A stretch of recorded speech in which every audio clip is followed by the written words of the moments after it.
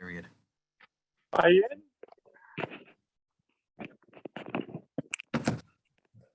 Can everybody hear me? Yes. Thank you.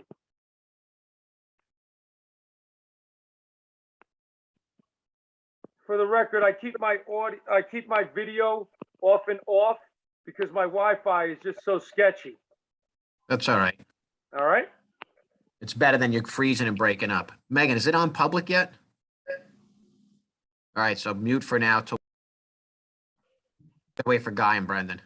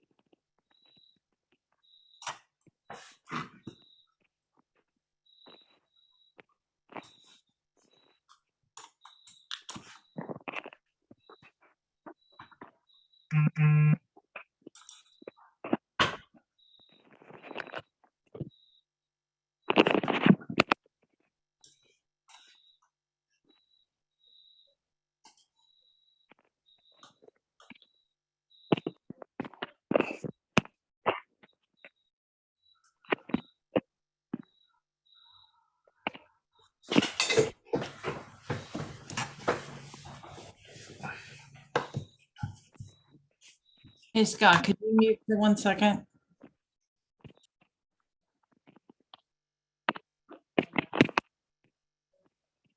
Okay, they just wanted to see where the crickets were coming from. I think it's you. Yeah, that's pretty good. I do hear them.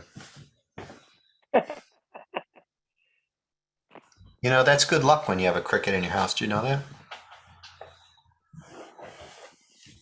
Did not know that.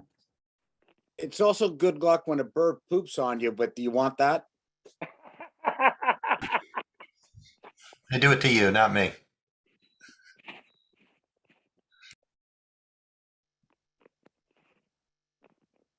Okay, that's okay.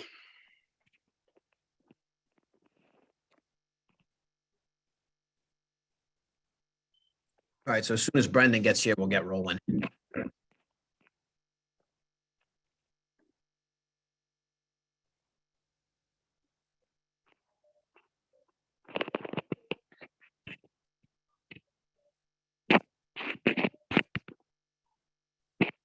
I'm here. Sorry I'm late.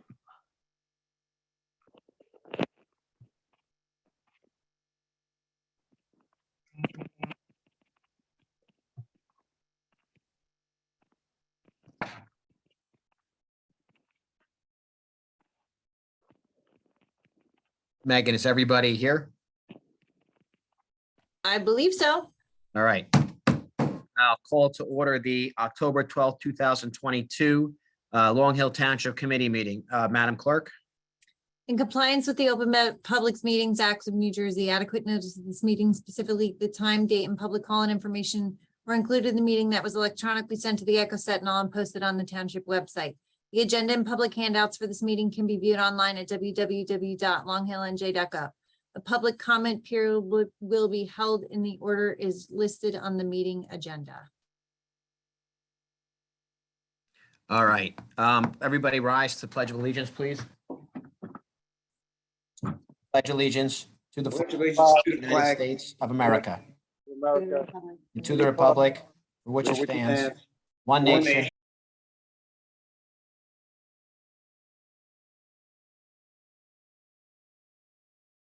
with liberty and justice for all. Thank you. Madam Clerk, can you call the roll, please? Committeeman Lavender, Present. Committeeman Ray, Present. Committeeman Verleza, Present. Deputy Mayor Pastercia, Present. Mayor Dorsey. Present, here. All right, first and foremost, before we get started, we've been asked several questions why the meeting's on Zoom, so I'll explain to everybody right off the get-go so they know.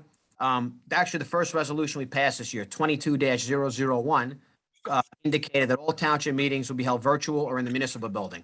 So it was the first resolution we passed this year. So the two reasons we're having it on Zoom is based on social media reports, a township employee and his family may be receiving threats. So one, it was an issue of public safety.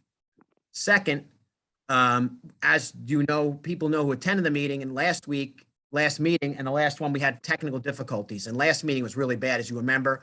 We had to pause the meeting for probably about 10 minutes. We couldn't figure out what it was. So we think we've got a handle on what's going on, but based on the threats and the technical issue, I think it's just better to go on Zoom and make it smoother for everybody. Clearly, the same rules apply. Everybody's still going to get their 3 minutes. It hasn't changed, but so that's why we're on Zoom. All right, so we'll go into first here. What's this? Ordinance, first reading, prohibiting the discharge of firearms in the township, ordinance 504-22. Jack, just want to tell us about this real quick? You're on mute. Oh,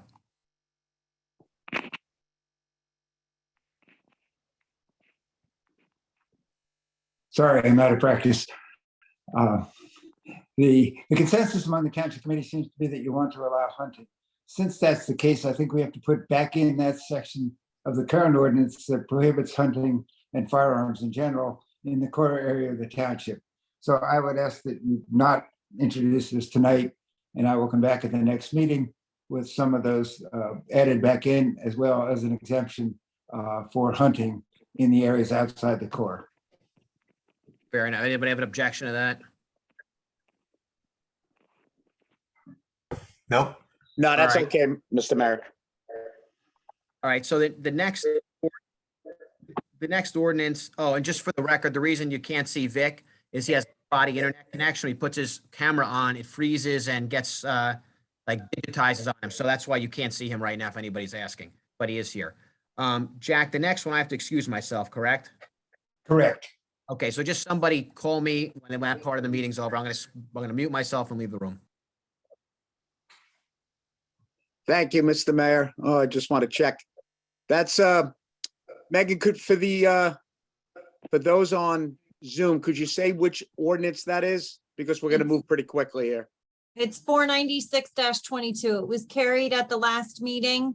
This is in regards to the overlay zone. If Jack wanted to give shed any more light on it. Right. And what I would just point out, we did receive an email today from the Planning and Zoning Administrator, Deb Kuntz, that said that the planning board's recommendation, they would like to reconsider what they had originally recommended and perhaps amend that. And so, Jack, I think what we're going to recommend is that we carry this until the planning board has had time to deliberate a little bit longer, but I'll let you fill in some blanks. Actually, Deputy Mayor, they did send a revised consistency review memo in which they said they changed their mind, and they recommended now that we delete from the ordinance that section which allows higher heights for assisted living facilities, namely 4 stories. I think it is 55 feet. In light of the fact that you just got it today, I would recommend that you continue the public hearing on the ordinance. If you're going to override the planning board's recommendation, you will have to adopt a side resolution setting forth your reasons for overriding the board's recommendation. And that's fair. I don't think that's fair to the committee or to the public to do that this evening. So I mean, obviously I've made my opinion clear, but let's take a voice opinion. So Scott? Yeah, I'd prefer to carry it. I think in the interim, if I may interject, I think we should have the township planner take a look at it and maybe give some of her input before you consider whether to honor the planning board's recommendation or to override it. Thank you, Jack.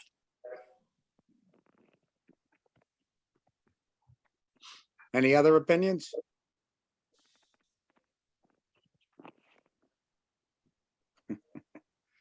All right, well, I think we'll follow Jack's recommendation and just carry it or continue it. Yeah, we'll need a motion. We'll need a motion then to continue the public hearing on the ordinance until the October 26th meeting with no further notice or publication.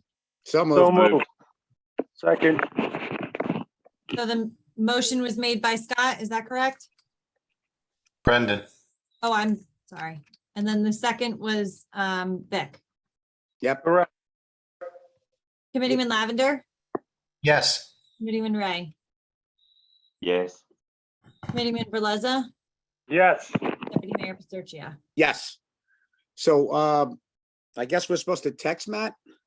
I did. Thank you.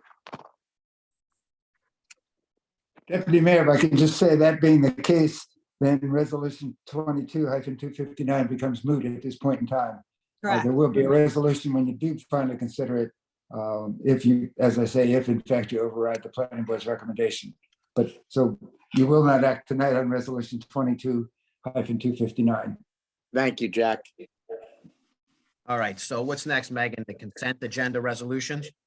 Correct. There's a few that we need to change. Okay, and Jack gonna handle that?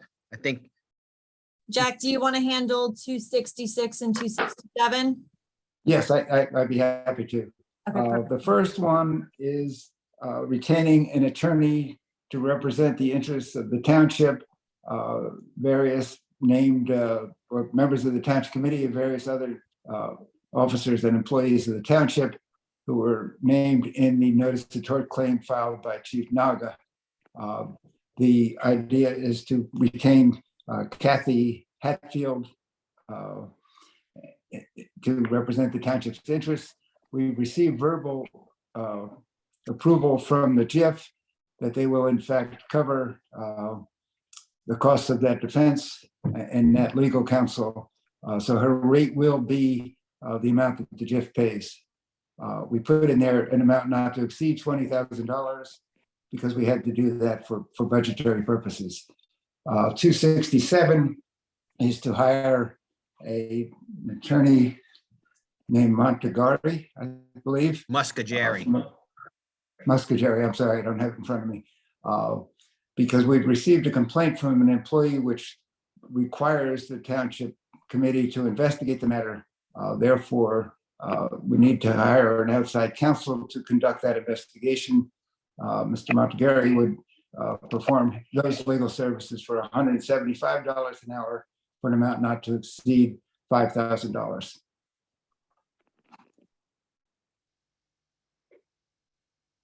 And then what's the last one? There was also two resolutions to add, resolution 22-269, which is a resolution authorizing the submission of an automated license plate reader initiative grant application.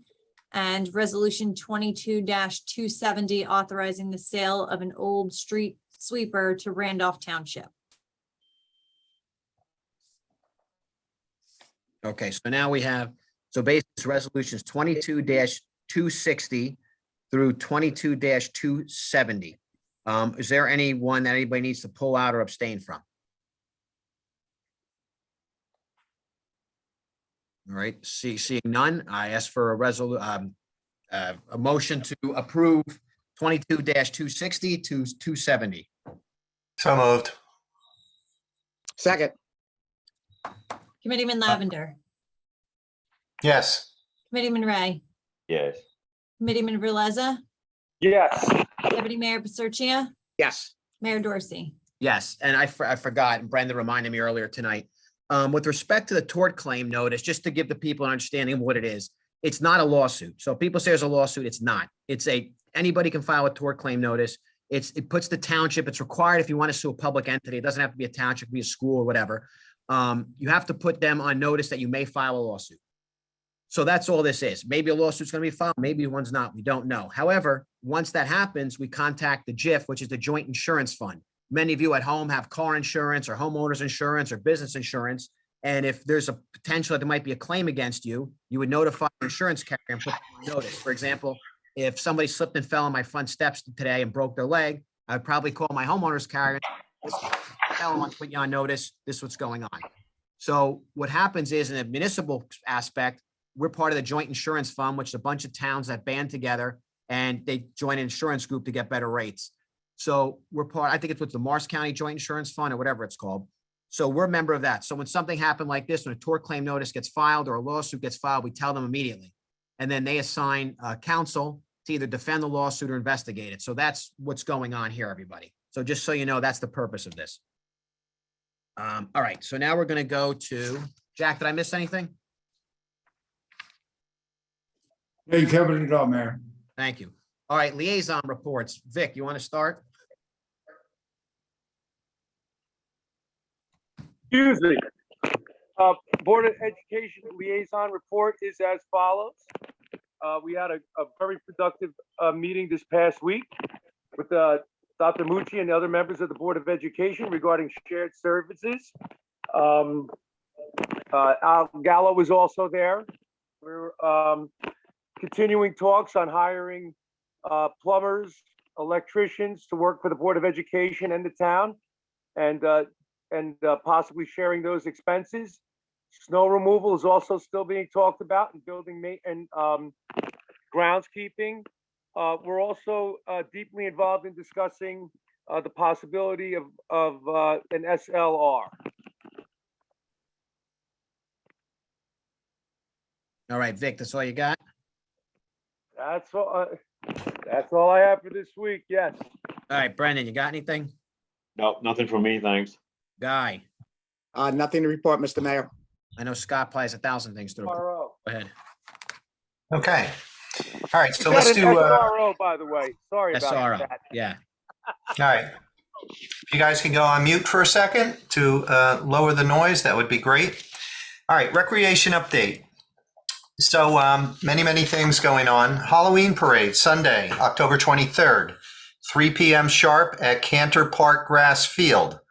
Thank you, Megan, for showing this flyer. It's also on our website. This is a free event for all Long Hill children, and judges will be giving out prizes for their favorite costumes. Big thank you to Gary Giannakis and the Chamber of Commerce for organizing the businesses along the parade route. Next, the Paper Collage Art Workshop with local artist Danielle Arima D'Amico. There's still room for more participants. This started Friday, October 14th, and 11:30 a.m. to 2 p.m. at the Old Millington Schoolhouse. Cost $60. That includes supplies. Register on Community Pass, so we still have room for that. That's this Friday. Sorry. Next, Red Cross First Aid Training Class. There's spots still available for that. That's on Wednesday, November 2nd, 6:30 p.m. to 9:30 p.m. And that will be at the Long Hill First Aid Squad meeting room. Cost for that's $32, and as you guessed it, you register for that on Community Pass. One note, the Cpr Aed class is being held on October 26th. That's full with a waiting list, but we are going to add more classes in the future. Next, adult open play basketball. Thursday nights, October 20th through May 4th next year. 7:30 p.m. to 9 p.m. at Central School. All players must register on Community Pass. The cost for that's $20 per resident and $30 per non-resident. So that's adult open play basketball. Next, recreation basketball for grades 1 through 8. That's held on Saturdays. It begins November 11th and runs through March 4th. Cost for that's $110 per player when registered by November 1st. And you can register for that on, you guessed it, Community Pass. And then lastly, a note, the Long Hill First Aid Squad will be running their annual Trunk or Treat event on Saturday, October 29th from 1:30 p.m. to 3:30 p.m. It's free, and it'll be located in the Long Hill Town Hall parking lot. So that is the recreation update. And if it's okay, Mr. Mayor, I will move forward to the police liaison report. Go for it. For October 12th. So some statistics, self-initiated activities and calls for service year to date, 16,222. School activity year to date, 1,713. Motor vehicle stops year to date, 1,658. Motor vehicle crashes year to date, 134.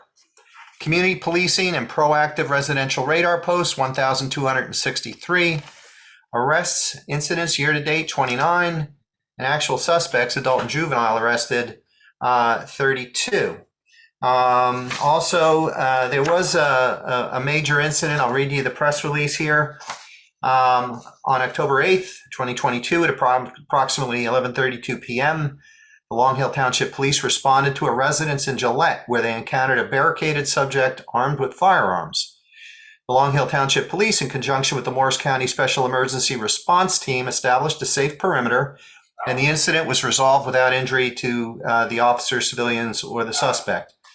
One person was taken into custody and was charged with simple assault in violation of NJSA 2C:12-1A1, disorderly persons, obstruction of administration law, in violation of NJSA 2C:29-1A, 4th degree, and a disorderly persons resisting arrest in violation of NJSA 2C:29-2A1 under war complaint number W2022-36-1430.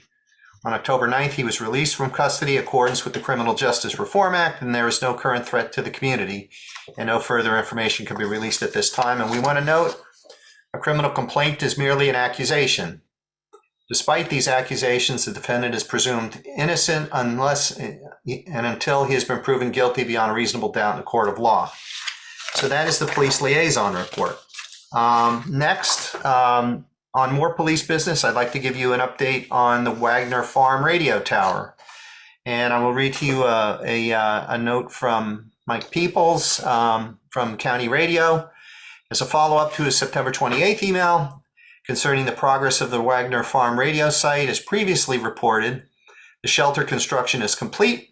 The antenna install on the tower is complete. The electrical service is installed and power is now active to the site. We did experience a delay in the install of the fiber line due to the rain experienced last week, but that fiber was completed on Monday. The final radio install and radio optimization is occurring this week, and once that's complete and optimization takes place, radio field testing will take place with the vendor. And so we'll have more information next week regarding the field testing, but things appear to be moving along according to how our expectations were set. So that is it for the police liaison report. I believe that is it. Thank you. All right. Last thing is, thank you for all the volunteers, the fire companies. You're doing a great job. I know Millington Fire sent a truck over to the Goddard School this week. I think it was for last week for Fire Prevention Week. So thank you for doing that. The kids always love that. And it's great for the community. DPW, they're doing dead tree removal. The challenge grant trees are being planted. They're continuing the lawn maintenance. And Al worked very quick since the last meeting. The DPW Facebook page is up. It's under Long Hill Township DPW. Please, you can like them or be friends with them. You can get announcements, probably a lot of stuff regarding the garbage, some of the projects they're working on. You can't post stuff on their page or comment on their page, but it's very good for information purposes about what's going on. If you need to contact the DPW, please call or email down there. They have April. We have a new employee down there, April. She's great to work with. She will, or Al, or whoever answers the phone, they'll be more than happy to help you. And big news, Al's here somewhere, I guess. We have a new Styrofoam recycling machine that's believes going to be christened tomorrow. People from the county are coming down. Al basically spearheaded this project. It's a machine and it's great. We're one of the few towns that recycle Styrofoam, but now we can do it ourselves. So what this machine does, it compacts the recycling down. I mean, the Styrofoam down into smaller, hard, like it's almost like a raw material. And then a company buys it from us who may use it to make picture frames and molding and things like that. So I will announce it, I guess, when we put the signs up, we will be able to take additional Styrofoam that we couldn't take before with this new machine. So we're going to take a lot more out of the waste stream, and we're hoping to team up with other towns in order to get them to participate in our program. So the other towns would recycle Styrofoam like we've been doing and take it to us where we process it and send it out to this company in Raritan. So keep an eye on that and go down if you have, now the holidays are coming up. If you have Styrofoam, please bring it down there. And that's all I have. Administrative report. Matt? Yes, sir. Sorry, thanks for mentioning the Fire Prevention Week. But I just would like to give a big kudos to Jeff Wanamaker from the Sterling Fire Department, the Sterling Fire Company. He really took upon himself to organize the fire prevention work for all of the schools in the town, and he did a fantastic job. No, Jeff's very positive, and I think he helped coordinate the calendar last year with the kids. So it's hanging up in my office, actually. It was Yep, that's right. Yeah. calendar. And I think 2 of the months are from Long Hill kids. It's hanging up in my office. Jeff or Don gave it to me. So great job, Jeff. And the other thing, why you mentioned Jeff, is recycle your aluminum down at DPW. Jeff Wanamaker spearheads that project where instead of putting the cans in the regular recycling, bring them down to DPW, and then we bring them to a scrap yard, and the money gets donated to the St. Barnabas Burn Unit. So it's a great program. So if you have aluminum, please drop it off down there. All right. Thanks, Brendan. Administrator's report. Thank you, Mayor. I want to give an update on the Main Avenue project. As you know, we had stopped work there waiting for additional materials to come in.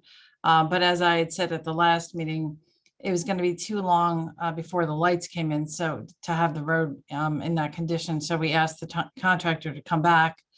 They were back this week. They completed the repair of the crosswalk at Main and Union. They're scheduled to complete the rest of the underground preparation work, which was the conduits for the lighting between today and tomorrow. And then paving is scheduled for early to mid next week. If all goes as planned, all of the work should be completed by the end of next week, except for the lights. And as I'd said at a previous meeting, they're not expected to be in until the 3rd week of November. But all of the work on the road, should be done by the end of next week, weather permitting. We had Clean Community Day on Saturday.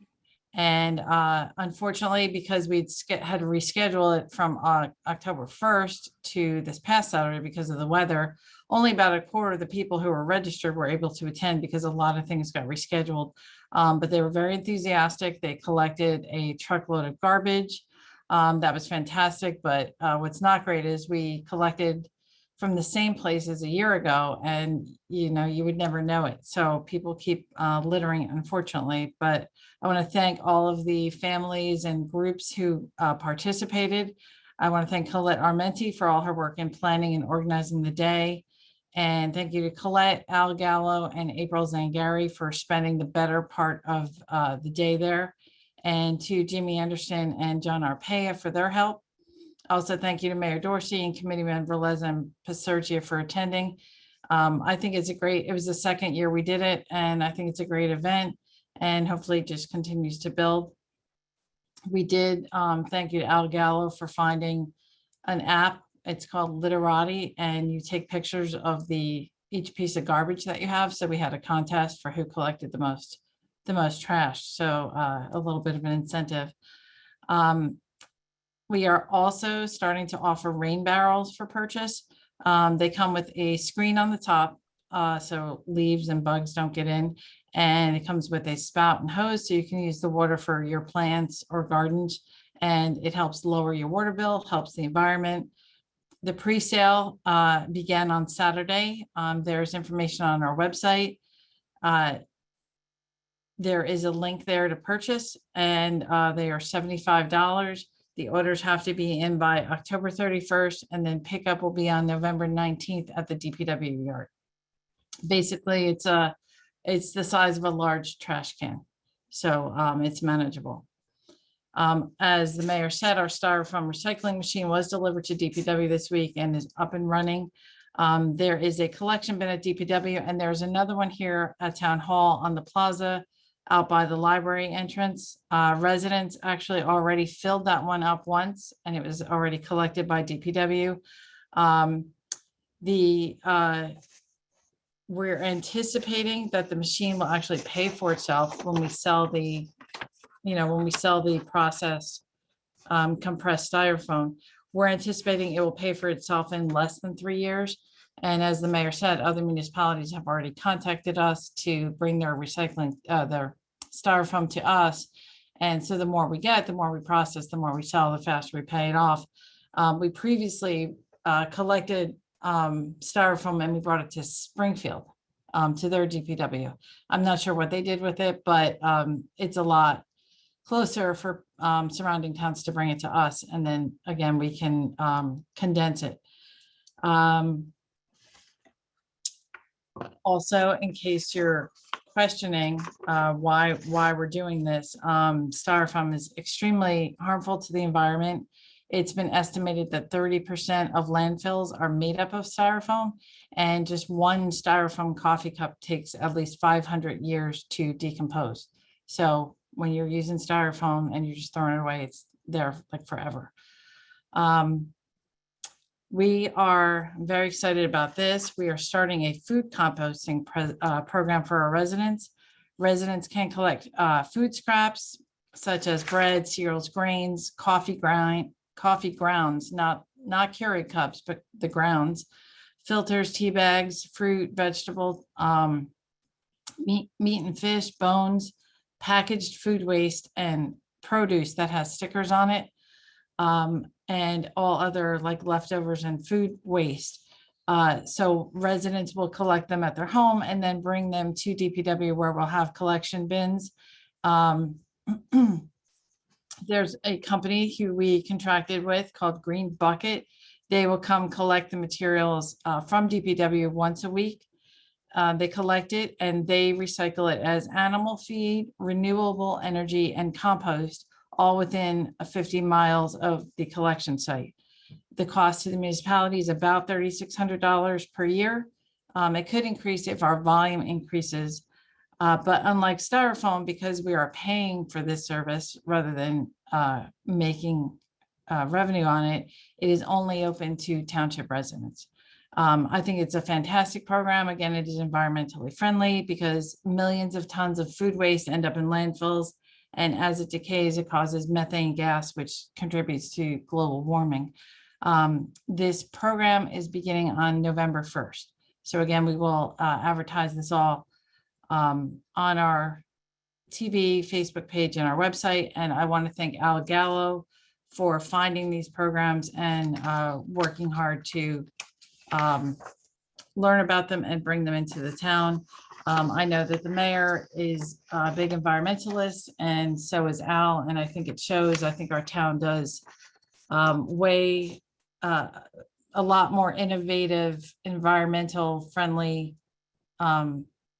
programs than a lot of other towns that I'm aware of. And Mayor, you always talk about, we also recycle cooking oil, so and tires and light bulbs.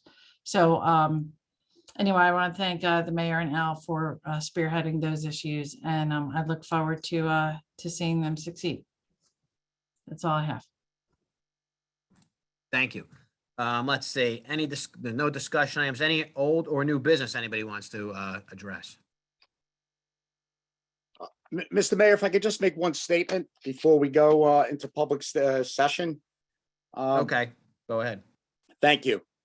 So I was deeply saddened to have learned about the allegations made by Chief Naga relatively recently. I had twice supported him for police chief in Long Hill Township, the only township committee member to have done so. And until recently, I enjoyed a very good relationship with the chief. This matter is now in the hands of lawyers, and it will work its way through the legal process.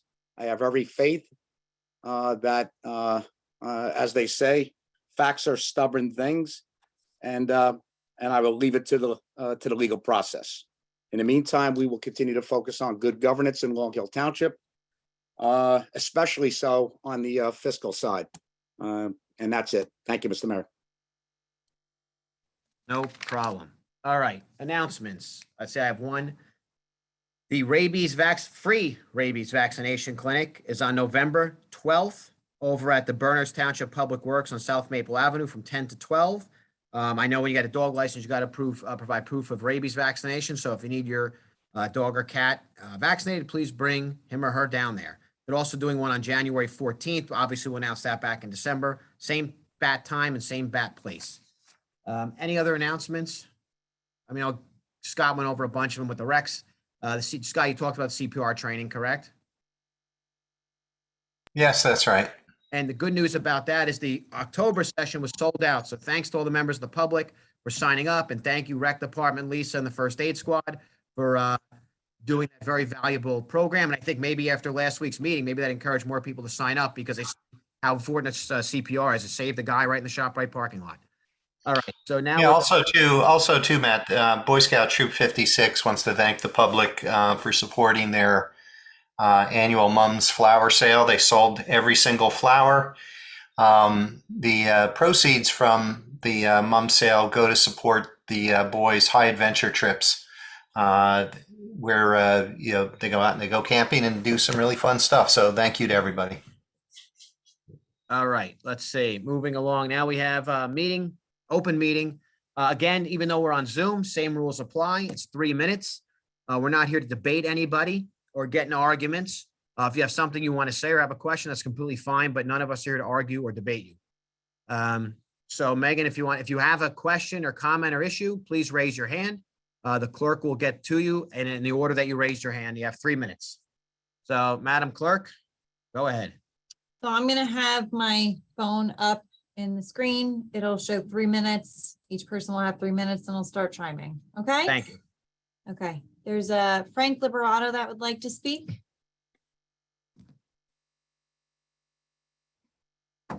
Good evening, Frank Liberato, Heritage Road, Millington. Can you hear me? Yes, we Yes. can. Okay, I have two questions to propose tonight. The first one was, Mayor, in regards to the comment you made in regards to a threat against a township employee, obviously that's of serious concern. Was the police notified in the county prosecutor's office to protect the family if there's a legitimate concern here? What's your next question? I'll answer them both at the same time. Okay, and the second one is for Committeeman Verleza. Just wanted to follow up on a shared services report with the Board of Ed. I wanted to know if there's been any movement on a school resource officer in the schools, and whether or not the police were included in the meetings for shared services, and if they gave any recommendations from our police department. Well, I know the second question, Vic already addressed that. He did mention it was talked about and they're discussing it at the next shared services meeting. I wasn't there, but he definitely mentioned it. First, So were police threat included against or the not? township. That's the question. Well, the threat against a township employee, I actually did report it to the prosecutor's office. I know the police department knows about it. They should. And that's all I can say about that. Okay, and as far as the shared services, so the police were involved, and he did make recommendations for the schools in regards to the meetings they had to move forward? I wasn't at the meeting. Vic, We made answer that? it perfectly clear at the meeting that the police chief and the police department would need to be consulted in this matter. So they were involved then, Vic, with the meetings that you had, and they gave recommendations? It hasn't gotten to that point yet. Oh, I would assume they would have been involved, because wouldn't that be an All right, important- Frank, enough with the grandstanding. He answered your question. Mayor, I don't appreciate that. I was just following up on a question. I would appreciate the same level of respect that I provide you, sir. But thank you for answering my questions, Mayor. You're welcome.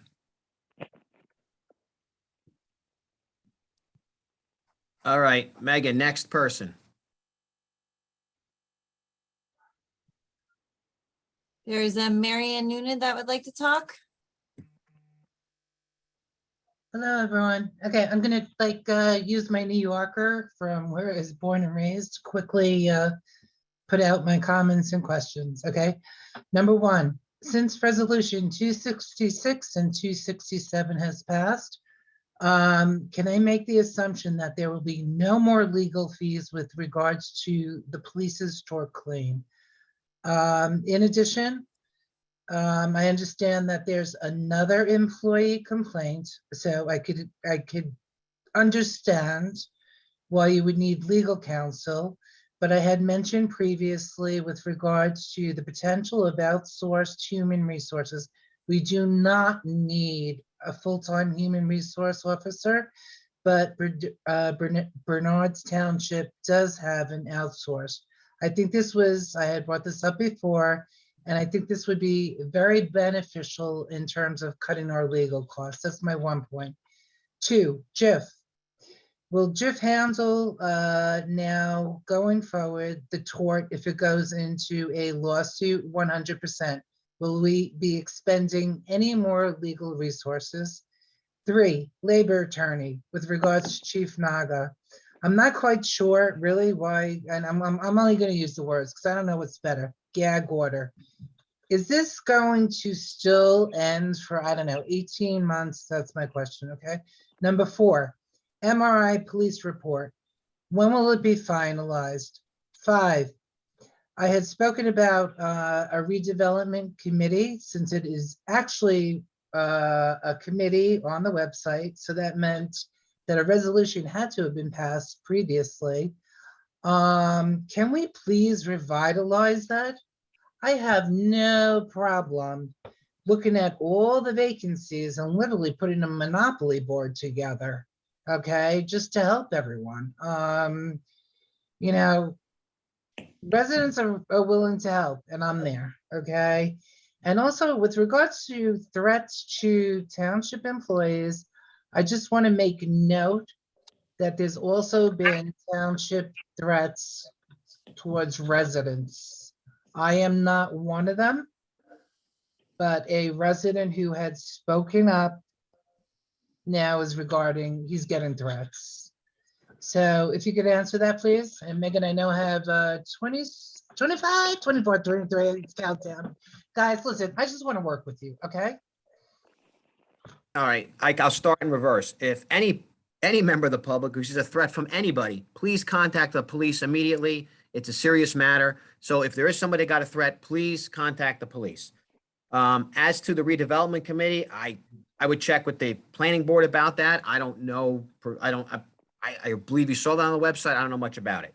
The MRI study, I don't know their time frame. I'm pretty sure they have all the documents they need. They talked to all the people they need to do. So they're in the process of writing it. I really haven't had any contact with them because they haven't really needed anything from us. So I would imagine that'd be coming out. Maybe I don't want to give you a date because I don't know, but hopefully before the end of the month. That's my hope. Let's see. We have the JIF tort. There might be deductible with the JIF. If I don't know the all ins and outs of it.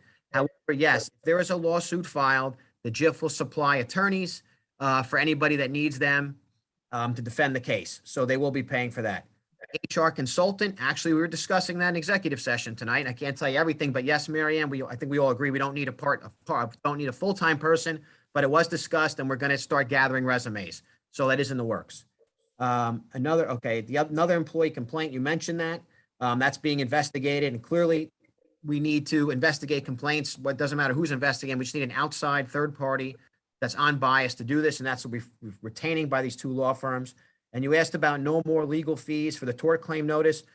I can't predict what an investigation is going to entail or where it's going to go. I mean, it happens a bunch of times. You start and talk to one person and they say, oh, blah, blah, A and B know about the more information. So you have to talk to A and B. Then you find out more and more and more. So I can never tell you where these investigations are going to go. As somebody that's interviewed witnesses in the past, you never know what they're going to say or who else you need to interview and what documents you need to gather. But it doesn't matter to me. I'd rather get it right and do right by the person who made the complaint and the people that are accused. So I'd rather do it the right way, because you do it the right way first, it's going to cost you less money than it will when a lawsuit's filed because you didn't do what you're supposed to begin with. So I think I answered all your questions. No, one more. What's the last question? I missed one?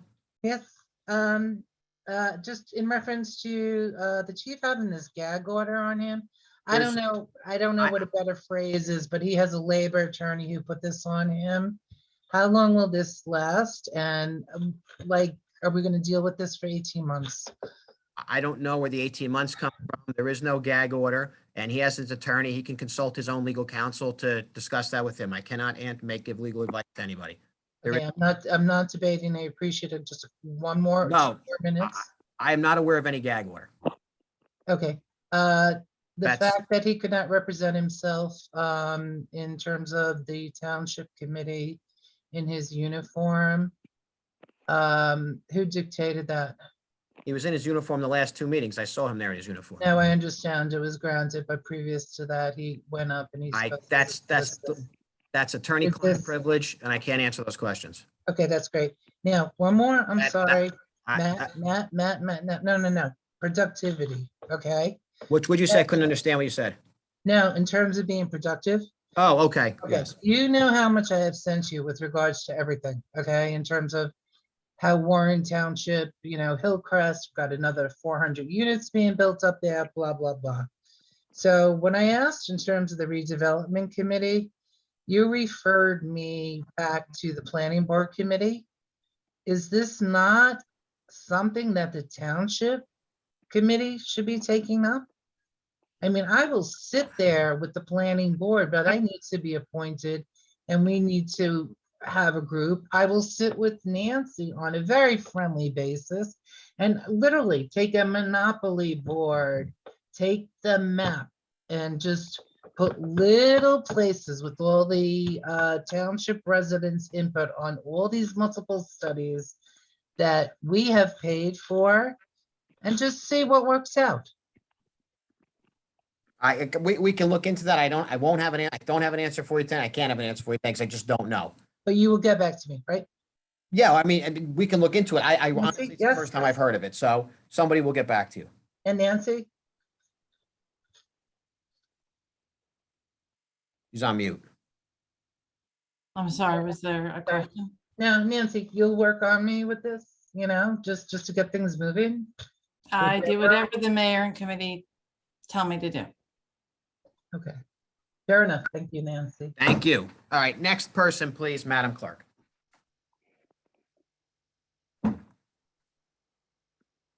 There's a Pamela Ogens. Thank you, Megan. At the last meeting, you will remember that I requested thought be given to a resolution strongly condemning bias, racism, and bigotry.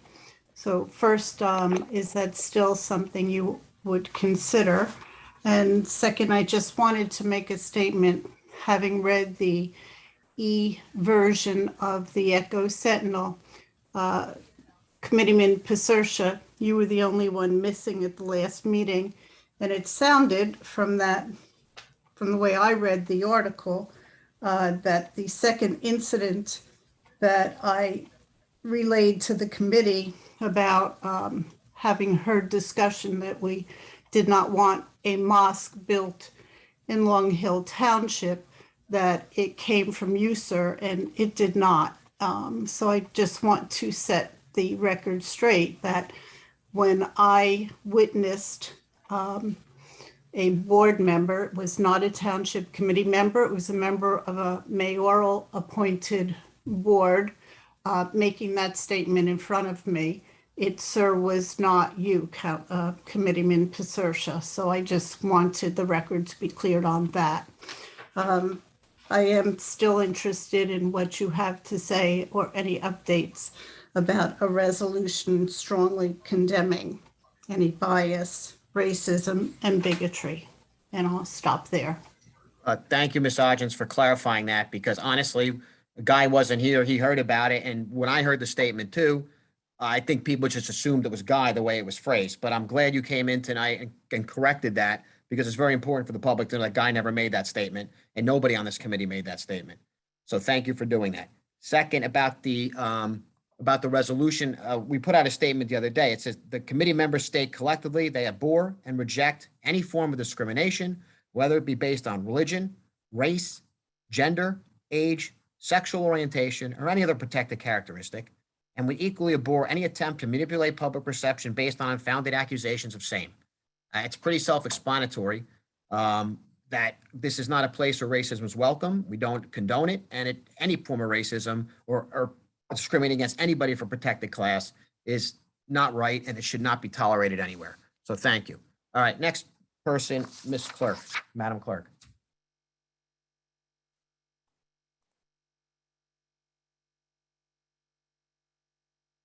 There is a Mr. Pratt that would like to speak. Hi, Gary Pratt, Lackawanna Boulevard, Gillette. My first question is the statement that was released by the committee that you were just referring to Mr. Mayor. Was that statement agreed to by all of the members of the committee? No, I got a majority of the committee, and then we put out the statement in collaboration with legal counsel, and that's how it came about. So in other words, the statement is false because you said, excuse me, you said in that you used the word collectively. Collectively means the whole of the group.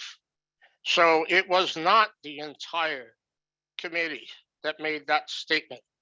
And I would ask Jack to comment as to whether legally collectively means of the whole. I think in this case collectively meant by the township committee as a body, which did not require unanimous consent. But that wasn't my question. I understand that it doesn't need unanimous consent, but does not the word collectively give the legal impression that it was made as the statement was made as a whole of the group? No, it's my interpretation that it was meant to be by the township committee as a body. It was not unanimous as I understand it, but it was a collective statement by the township committee. Okay. I'm sure that. Okay, so let me put it another way. So I of course defer to you. Your legal training far exceeds mine, which would be none. So I'll defer to you, but I have to just make the statement that it's very misleading to the public to not say that the majority of the township or the majority of the members of the township agreed to that statement. In my opinion, it's an act of omission. Well, yeah, I'm sorry, I thought you were done, Mr. Pratt. That's okay. In any event, That's I think the mayor clarified it on the record and in public this evening, so. Okay, but it wasn't clarified on the website. So everybody who read it doesn't know. So thank you. Thank you, Mr. Pratt. I have other questions. If the notice of tort claim turns into a lawsuit and ultimately the township and or its officers, employees, whatever, are found liable, are we as taxpayers paying for that? I don't know all the ins and outs, but there may be a deductible that the town has to pay, and then I don't know what it is. If there is one, and the JIF would cover the rest. That's my understanding. But as I said, I don't know the ins and outs of the exact JIF plan we have, but that wouldn't be atypical. Okay, so again, just a quick statement. My understanding of what you're saying is that if someone is found liable, it will be at no expense to them. That's not necessarily true. There's a lot of ins and outs of contracts and agreements that I haven't read it. I don't interpret that type of law, but I don't know if they be held personally liable. There are claims that can hold a person personally liable, and there's some that aren't. So like I said, filed, so it's all speculation at this point. And I don't want to give you false information because I don't have the JIF declaration policy or the terms of the agreement we have with them. I understand, but I think it's again, it's a concern of many residents that if improper behavior was performed,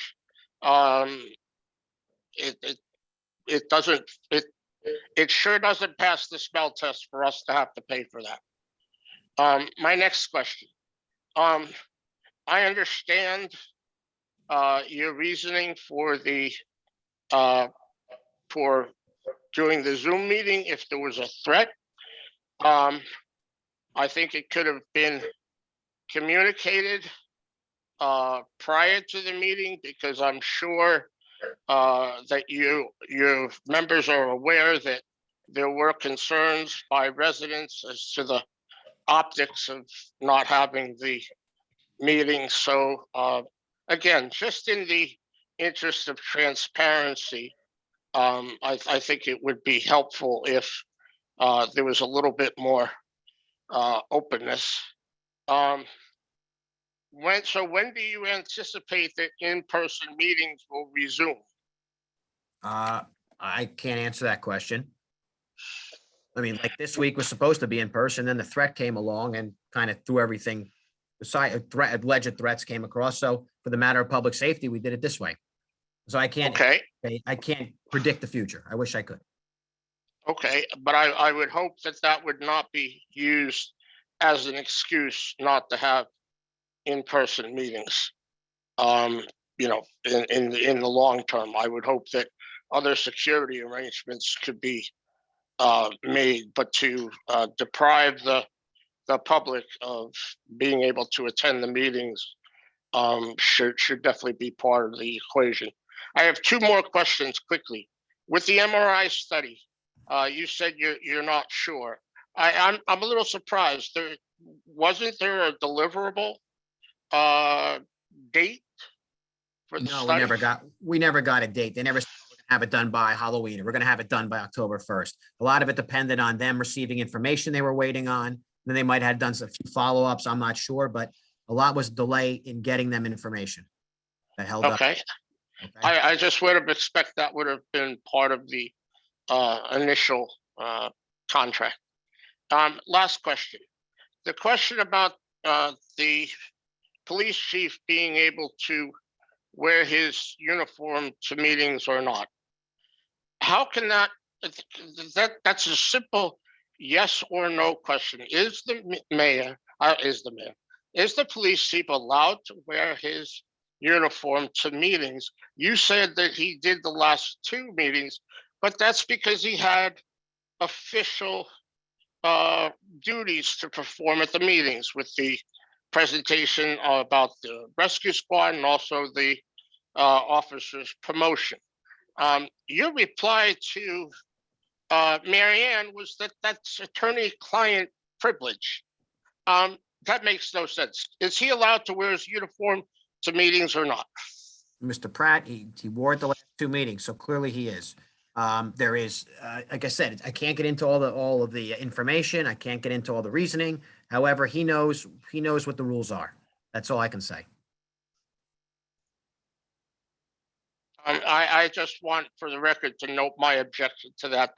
That makes no sense. It really doesn't. Either he's allowed to or he's not allowed to. And I thank you for your time. You're welcome. All right, next person, Miss Phillips. There is a Mark DiGiovanni that would like to speak. Let me just grab the timer really quick.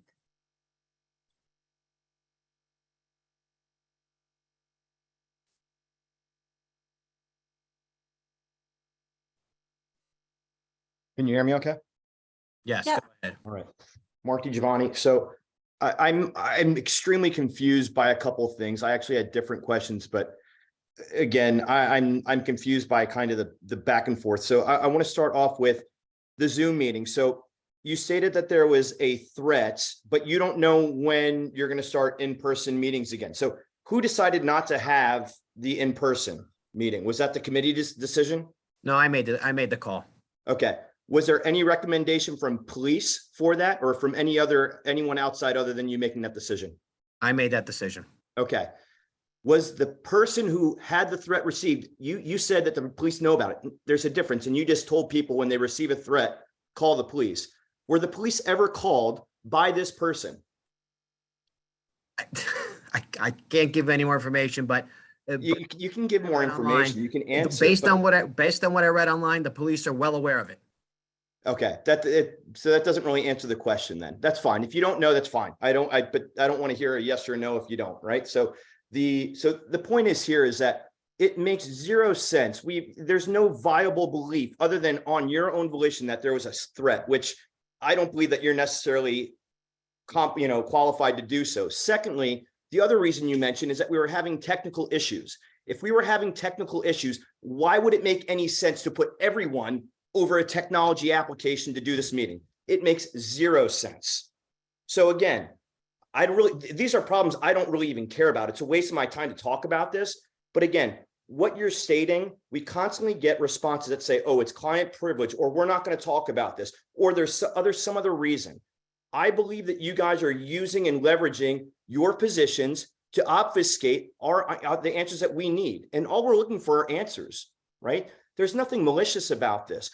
I'm praying to God that this whole thing around this tort is completely false. But I also know, if I look at this situation, that why would a police chief put himself and his career at jeopardy by making accusations if people who have read the actual tort see there are definite recordings there? What they show, we'll have to see. But 2 weeks ago, or 3 weeks, I forget the last meeting, Mr. Pashera spoke adamantly about accountability. And I've seen nothing in the statements that you guys have made or anything else that has shown any accountability about this. So there's two sides of this, right? You're basically saying that from your statement on the line that NAGA is baseless. Maybe it is, maybe it isn't. But that is your stance. So if it does come out that the recordings do prove that the people who've made these comments are true, whether it's at the end or any other point, I'd like to make certain that we as a committee and as a township agree that those people should not be on this committee. Is that an agreement? Do we have an agreement on that? The voters decide who's on the committee. No, but there's voters do decide, right? But they also expect that there's a level of integrity, right? There's a level of honesty and a leadership. In that kind of scenario, if the statements are true, those are certainly not them. They do not deserve to be in the position that they are in. And I think that everyone in this town can agree that they would expect those people to be removed. I think it's the committee's stance right now, and you should take one as people of upstanding integrity and belief. And to your point, backing up that you don't support racism, that you don't support any of those other things, yet you take that stance now and state to the town that you will remove those people from office. Plain and simple, or that those people will resign. That's all I ask. I hope the process works out well. It's on you guys to make that decision. I'd like a yes or no on that. Like I said, anybody can resign that wants to. I can't force anybody to resign. And the voters have the final say. If they think somebody doesn't belong here, they vote them out. Or maybe the person doesn't run again. I don't know. I can't answer that question. But again, they're accusations. I don't act on accusations. I act on facts. And when the investigation, which is going to start hopefully soon, takes place, the facts will be followed and it goes where it goes. And that's all. I agree 100%. Not to make accusations. We want to see the results. Does it make sense that this was brought up this way? There's a lot of things. I literally, the reason why I'm upset about the Zoom thing is as soon as I heard that the tort claim came up, I knew you guys were not going to have a meeting. I knew there was not going to be an in-person meeting. Every one of us knew that there was not going to be an in-person meeting. Just being honest. So I thank you for your time. Thank you, guys. Thank you.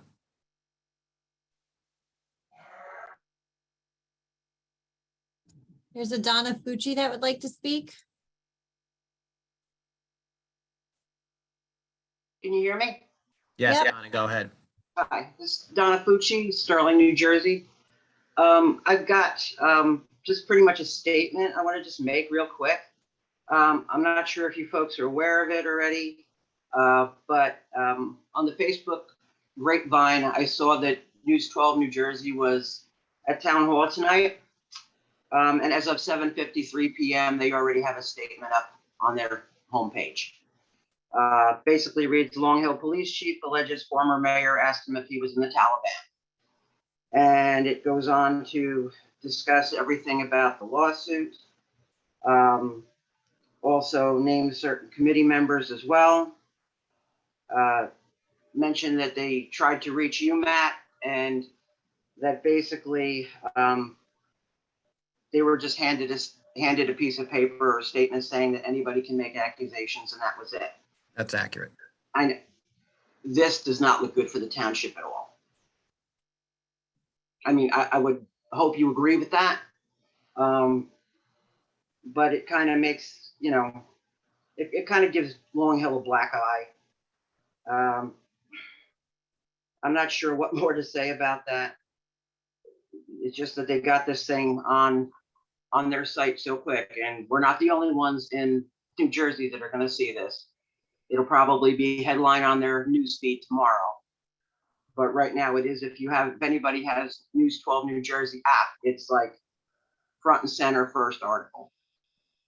So I just wanted to throw that out there and let you all know.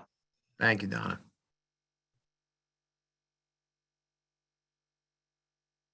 Next person, please, Megan. There's a Ms. Nyquist that would like to speak. Go ahead.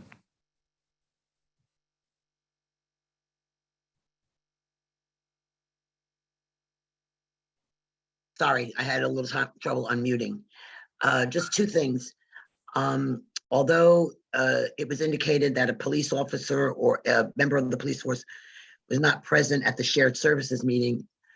Oh, I'm sorry, Karen Nyquist, Millington, New Jersey, the shared services meeting with the Board of Ed, just so that you know that previously, and I mean over a period of time, this has been discussed with the police department. It's fortunate that now it got to the point where it's on the table to be formally discussed. But yes, they were consulted, and they were talked to, and there's been very open discussions about it before this. So they were involved. The other thing is, I too was rather taken back that the threat situation warranted a session like this. I don't know like you said, the ins and outs. However, it just seems very difficult to understand why the meeting could not have been held with a show of police force, where the threat came from, that like things could have been investigated beforehand to allow this. To think that, I mean, I've been on another association for 22 years. And once there was a situation associated with threats, we didn't stop having our meeting in public. We did have a police force there, and it just worked out well. I can understand the concern, yet I don't understand the reaction.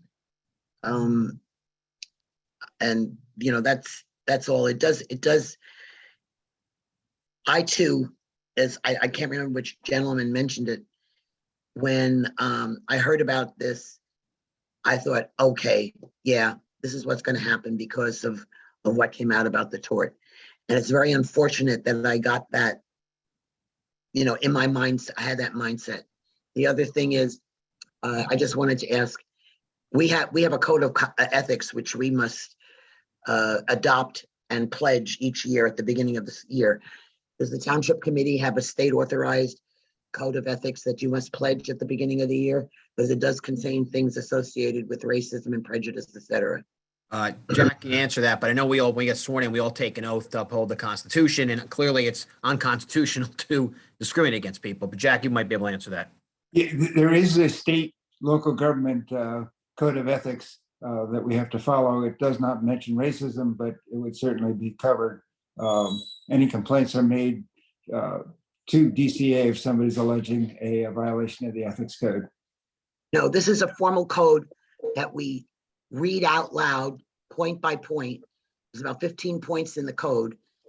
We all sign the document at the board, and it clearly states, lots of positions, among them being that. So I guess it's just unfortunate that the Township Committee doesn't have something like that, or I'm surprised that they're not required to have something like that. We do it once a year, like I said, at our reorg meeting in the very beginning of the year. Well, like I said, there's a statewide code of ethics that applies to all local government officers. And it's very detailed, and by law, all local government officers are subject to it. No, I understand what you're saying, but I think it's reassuring for the public to hear you or hear the members read a statement. Like I said, we get a specific code that we verbalize. I think it would be reassuring under the circumstances now, especially that there is a state authorized, there must be some kind of state authorized statement that the committee can, like I'll call it re-up once a year at least. And I think that would be a big reassurance for the public. That's all. Right. Thank you. Thank you. Next person, Madam Clerk. There's a Kay Oleski.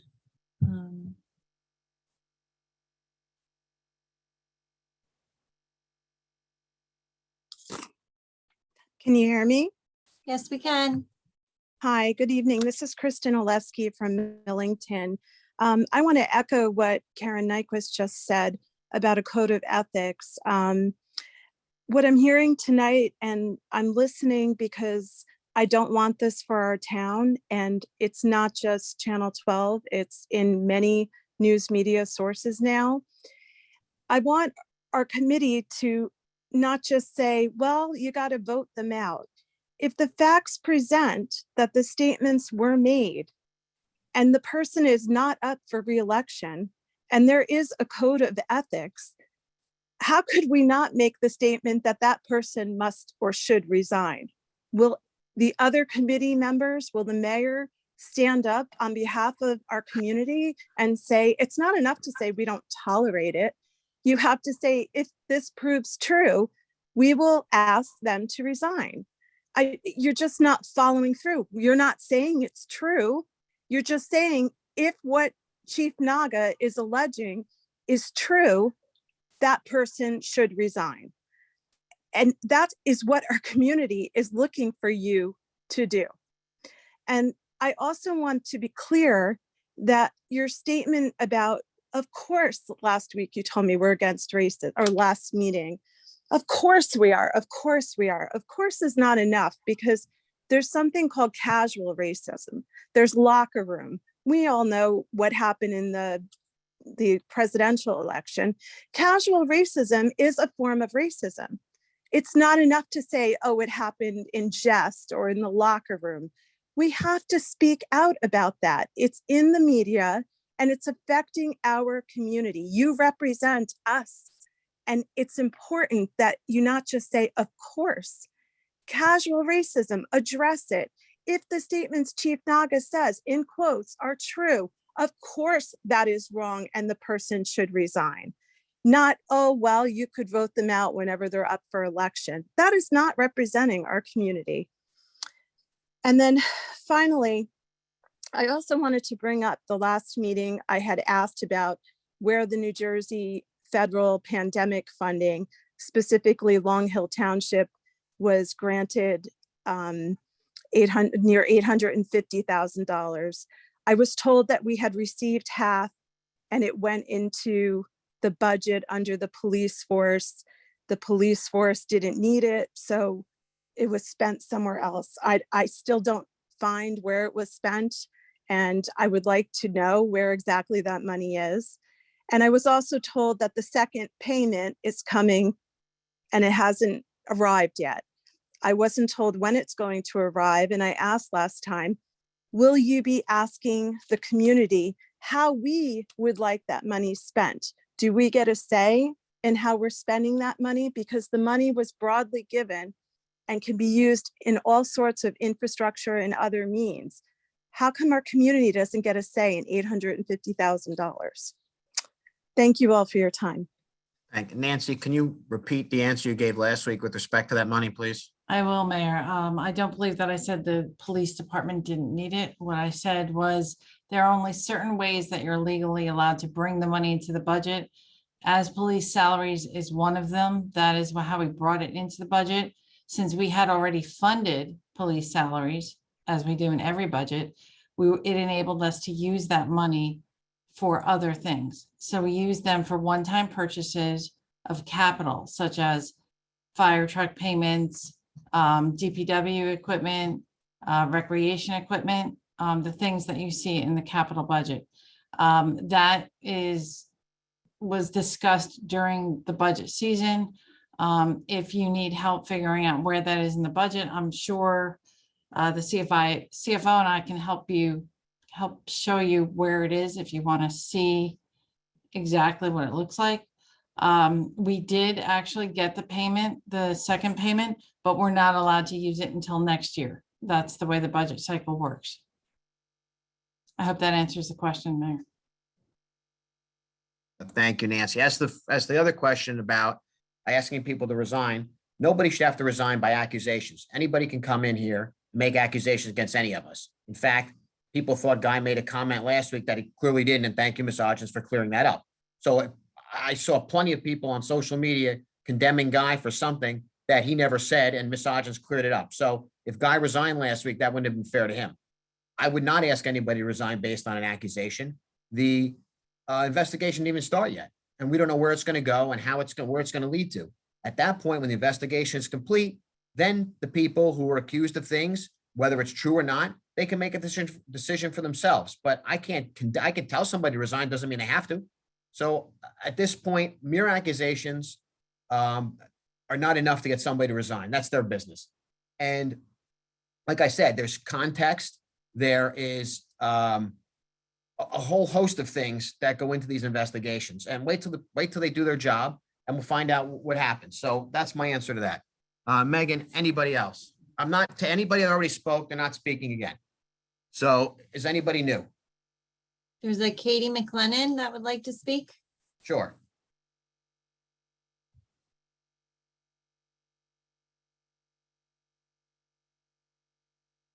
Katie, if you can unmute yourself. Hi, sorry about that. Okay. In regards to the kind of the allocation of funds that we received, the $800,000, Sunshine's the best disinfectant. If you go to the Long Hills Board of Education page, there is actually a link on there that shows exactly where the money that was given to us from the federal government and how it was spent. I would be willing to bet that the community as a whole would like to see something similar for our township. It makes no sense that it isn't written down somewhere and that it shouldn't be fully public. That's all. Thank you.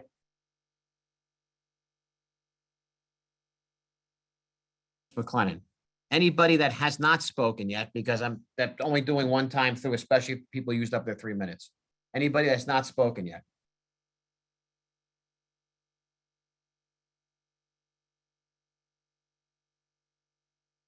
You're on mute, Megan.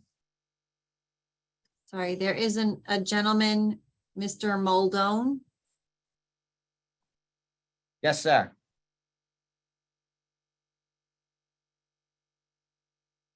If you could unmute yourself, please. Hi, Matt, you were eloquent in saying that you had made a very strong statement. The Township Committee had made a very strong statement rejecting discrimination. I've looked at where that statement is, and the first 8 lines of that message are an attack on Chief Naga. The last 3 lines are where you make your statement saying that we do reject discrimination.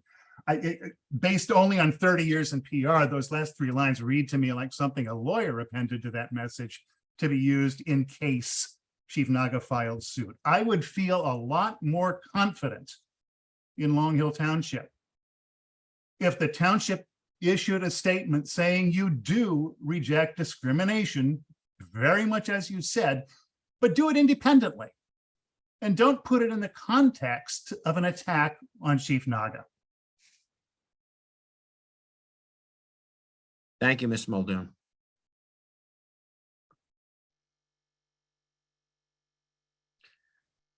Any other new people? There is not, Mayor. All right, seeing none. I call for a, let's see, what's next?